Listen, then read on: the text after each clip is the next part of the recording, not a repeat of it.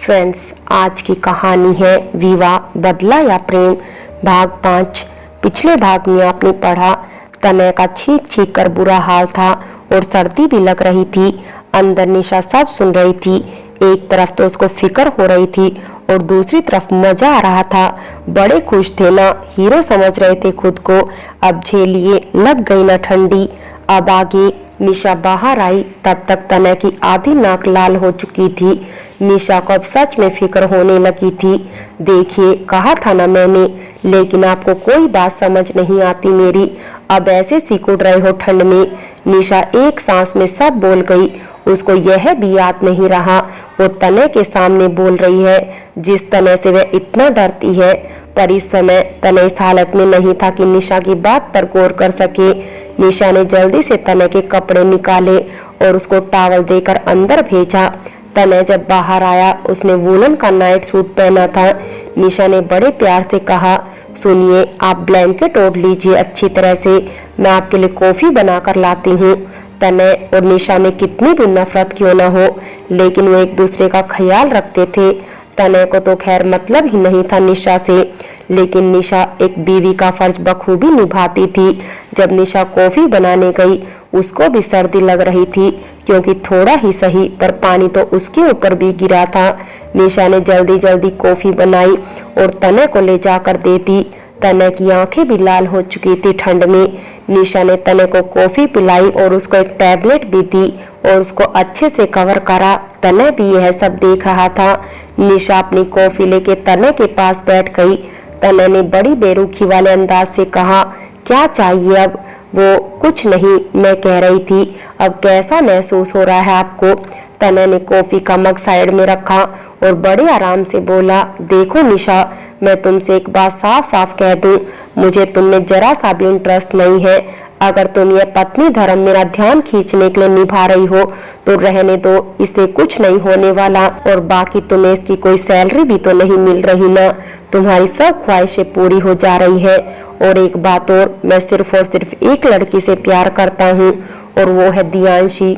तो तुम कितनी भी कोशिश कर लो, लेकिन कभी दियांशी नहीं बन पाओगी और न ये शादी चलेगी ज्यादा दिन। So please stay away, I hope you understand. Nisha के दिल में जैसे किसी ने कस के मुक्का मार दिया हो। उसको उस टाइम वो कमरा भी अपने ऊपर हंसता हुआ महसूस हो रहा था। निशा गुस्से से खड़ी हुई। सबसे पहली बात, मैं इस घर में पूरे रीति रिवाज से आई हूँ, भागकर नहीं आई हूँ जो आप जब चाहे मेरी बेइज्जती कर देते हैं। अगर मैं कुछ कहती नहीं, इसका यह मतलब नहीं आप मुझे बेइज्जत कर देंगे। मुझे कोई शौक नहीं आपके और आपकी दियांशी के बीच में आने का। आप उससे शादी आज करें या फिर कल करें, मुझे कोई मतलब नहीं, लेकिन मेरी भी कोई इज्जत है, सेल्फ रिस्पेक्ट है, उसको ठेस मत पहुंचाइए प्लीज। और हम एक दूसरे के लिए अनजान रहे, यही सही है। मैं आपकी लाइफ में इंटरफेयर नहीं कर रही हूँ और ना आप करें प्लीज। निशा इस समय बहुत ज्यादा गुस्से में थी। उसको तनय पर बहुत ज्यादा गुस्सा आ रहा था। तनय ने भी निशा का यह रूप पहली बार देखा था। उसको पता था इस समय निशा गुस्से में है, इसीलिए वो चुपचाप बैठा रहा। निशा ने अपना तकिया उठाया और सोफे पर जाकर लेट गई। तभी तनय का फोन आया। सामने दियांशी का नाम जगमगा रहा था। तनय ने फोन उठा के बड़े एक्साइटेड होके कहा, हेलो बेबी, कैसी हो? पता है मैंने तुम्हें कितना मिस किया। यू नो, तुमने सही टाइम पर कॉल किया। किसी को बताना है कितनी स्पेशल हो तुम मेरे लिए। लोग अपनी औकात भूल गए हैं।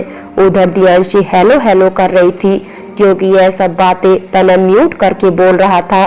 तनय किसी दूसरे के सामने निशा की बेइज्जती नहीं करना चाहता था, लेकिन अपना बदला छोड़ना नहीं चाहता था। उसने बड़ी आराम से निशा के सामने यह दिखाया था वो सचमुच बात कर रहा है।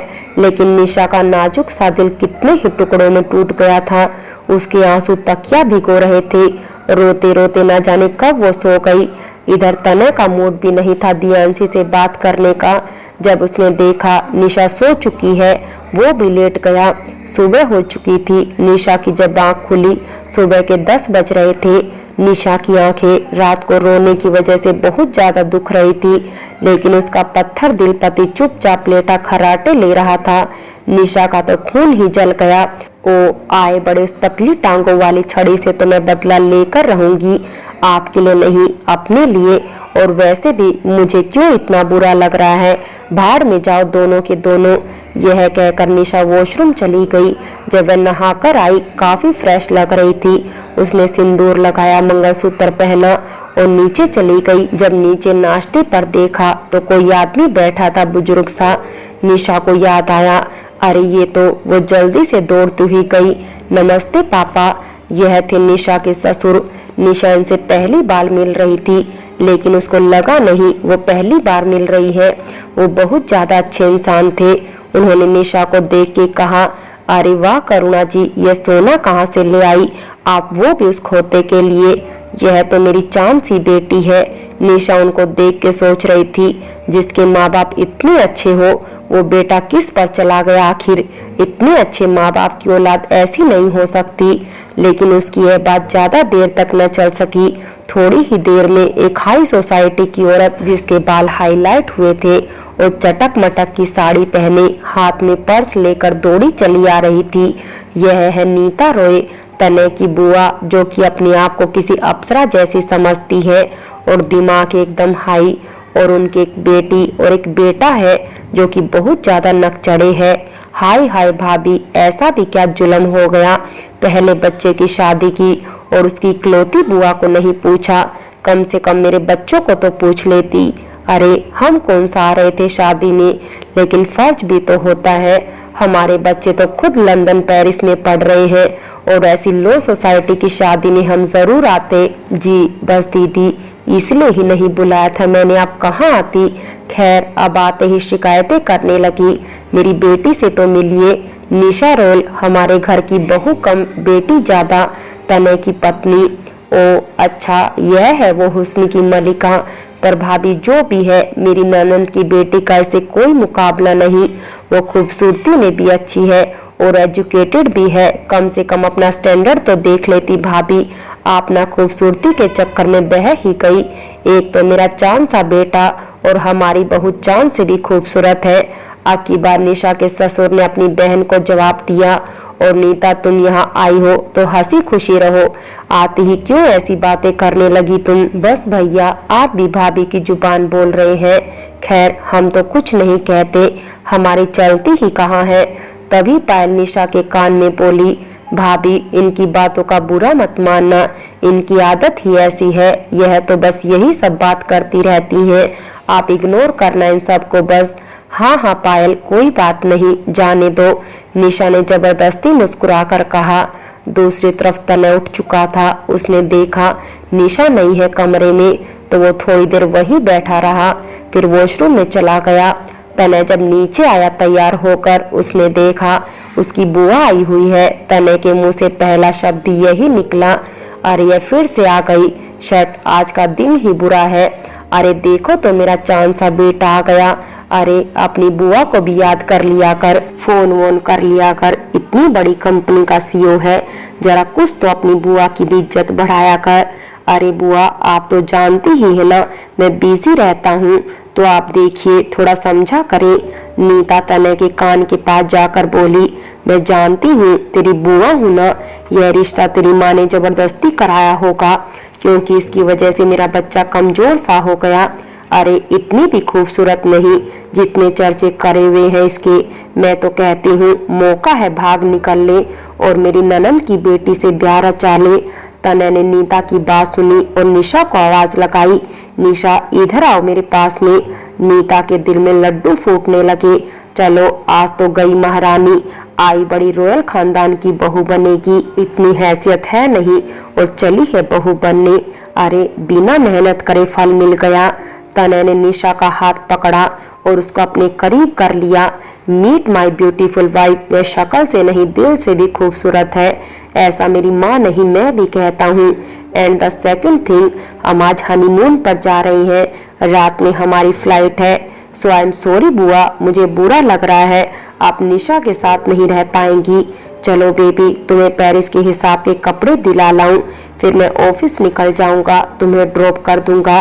तनय जाने लगा और जाते हुए बुआ को देख के कहने लगा, वो क्या है ना, शादी भले ही अरेंज हो, पर हमें तो एक दूसरे को देखकर ही मोहब्बत हो गई थी। और यह कहकर जाने लगा। इस बात पे घर के हर नौकर और घर के लोगों के चेहरे पर हंसी थी, सिवाय नीता के।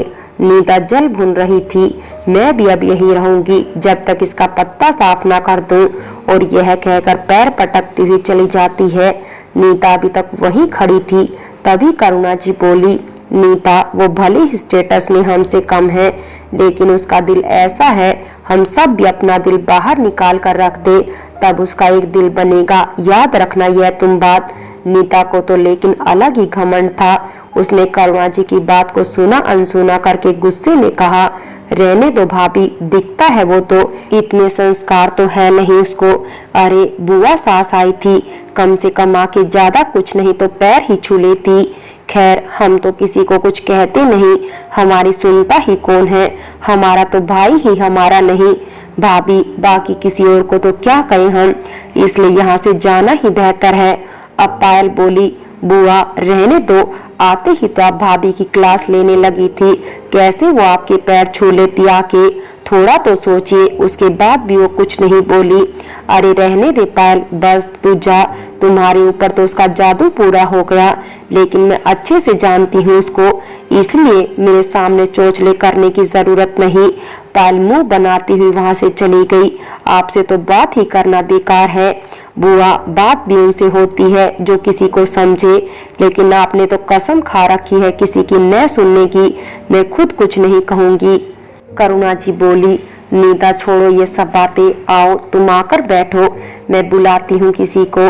चंपा, ओरी चंपा, दीदी आई है, जाकर चाय लेकर आ। करुणा जी नीता से बात करने लगी। वहीं दूसरी तरफ तनय और निशा दोनों गाड़ी में थे और गाड़ी में एकदम खामोशी थी, किसी के बोलने की आवाज नहीं थी। तभी निशा का फोन बजा। स्क्रीन पर सचिन नाम जगमगा रहा था।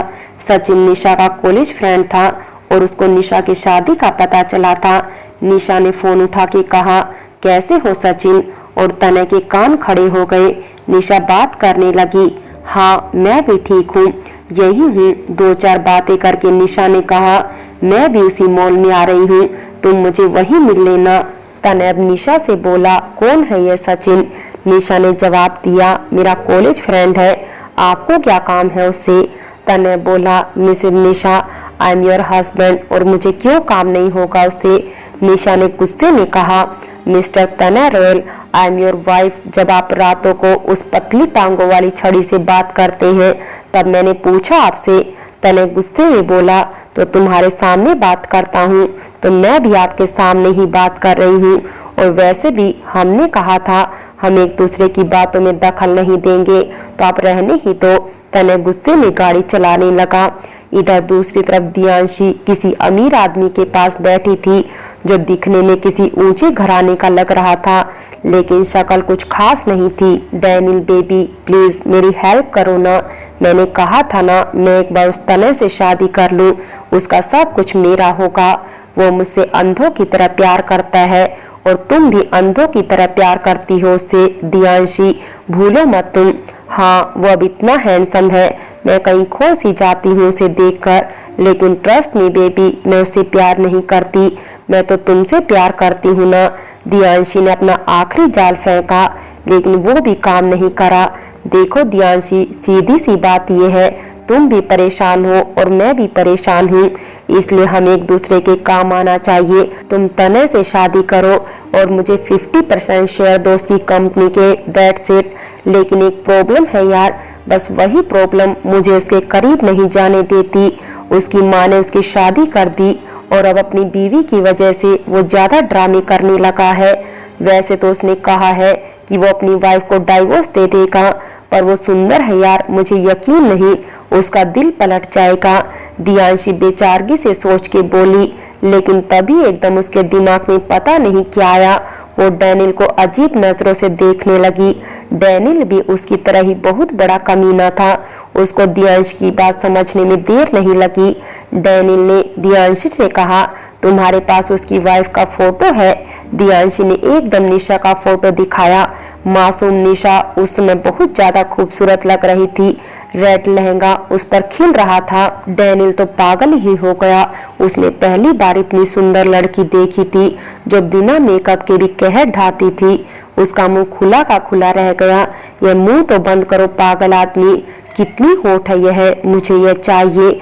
तुम्हें ये इतनी आसानी से नहीं मिलेगी। अब यह रॉयल परिवार की इकलौती बहू है और वो लोग तुम्हें जान से मार देंगे अगर ऐसा कुछ करा भी तुमने। तुम चुप करो, इसको तो मैं पाकर ही रहूंगा। इतनी सुंदर लड़की डैनियल के घर रह सकती है, किसी और के नहीं। दियांशी को चिढ़ होने लगी। आखिर क्या है इसके अंदर जो सबको दीवाना बना लेती है। यार तने भी तो उसका दीवाना हो सकता है। मुझे जल्दी ही कुछ करवाना पड़ेगा। अच्छा सुनो डैनियल, मैं कल एक पार्टी रिकॉग्नाइज करूंगी, उसमें तुम भी आना और वहां मैं तने और निशा को भी बुलाऊंगी। तुम बस वही अपना काम कर लेना। अगर एक बार तुमने निशा को पा लिया फिर तने या उसके घर वाले उसको एक्सेप्ट नहीं करेंगे और तुम ऐसे दिखाना जैसे तुम्हारी और निशा की पहले के ही रिलेशनशिप है, जिससे सबको उस पर शक होगा। उसके बाद मैं इन और निशा आउट। मैं उसको पाने के लिए तने को भी मार सकता हूँ। यह सिर्फ मेरी है, सिर्फ और सिर्फ डैनियल की। यह कहकर डैनियल जोर जोर से हंसने लगता है। इधर निशा और तने मॉल में पहुंच चुके थे और तभी सचिन हंसते मुस्कुराते हुए आके निशा के आगे अपना हाथ करता है, लेकिन निशा से पहले तने उसका हाथ थाम लेता है। आई एम तने रॉयल, निशा तने रॉयल का हस्बैंड। फ्रेंड्स, बाकी की कहानी अगले भाग में देखें और अगर कहानी अच्छी लगी हो तो लाइक करें, शेयर करें और प्यार भरी कहानी चैनल को सब्सक्राइब करें।